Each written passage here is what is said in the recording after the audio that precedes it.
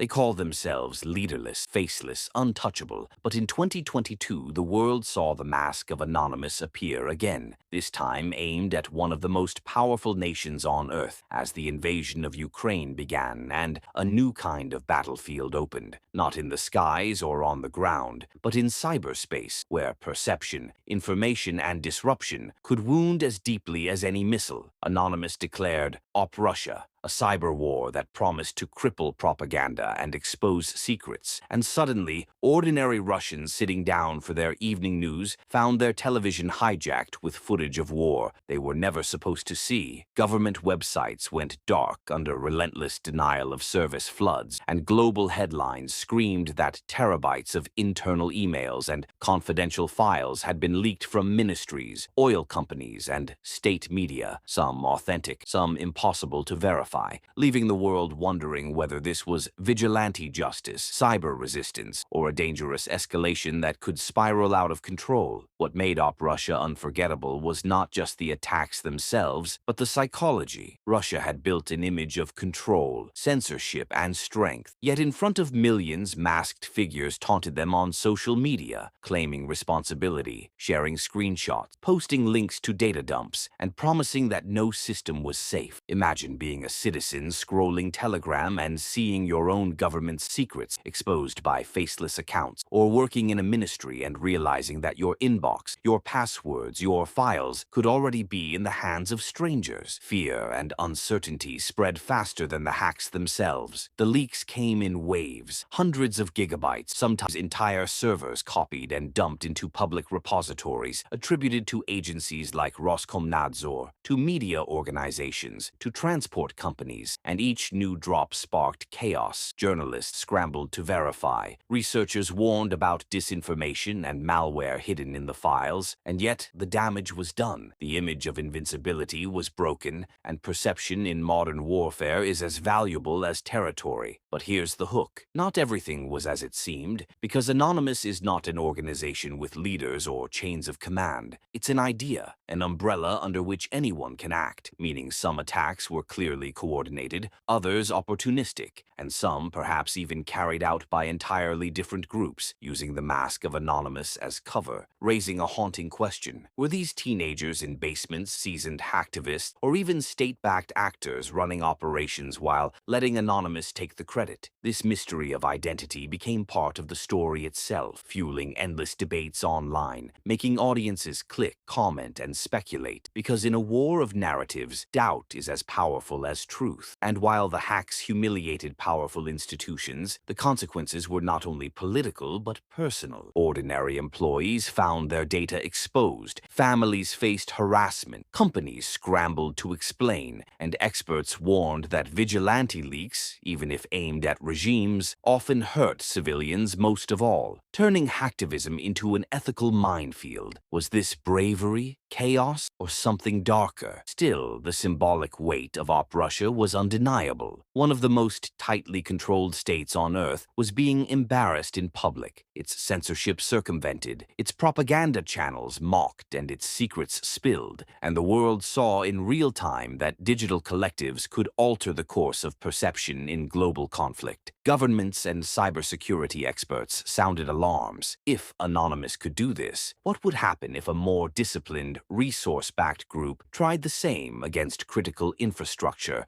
like hospitals, airports, or power grids? Anonymous had exposed not just Russia's vulnerabilities, but a global reality. No system is unbreakable, no nation untouchable, and in the connected world, perception is as fragile as code. And yet the ending of the story is not neat, because even today, much of what Anonymous claimed remains clouded in uncertainty. Some datasets are verified, others disputed, and the real individuals behind the mask remain hidden. Perhaps teenagers chasing chaos, perhaps activists fighting censorship, perhaps more powerful actors using the mask as misdirection. And that ambiguity is what keeps the Anonymous myth alive. The untold story of how Anonymous hacked Russia is therefore not a tale of clean victories or defeats, but of spectacle, fear, and the realization that modern war is not just fought with tanks, but with leaks, disruptions, and the battle for truth itself. And the most chilling question is not what happened in 2022, but what happens next. If faceless hacktivists could hijack broadcasts,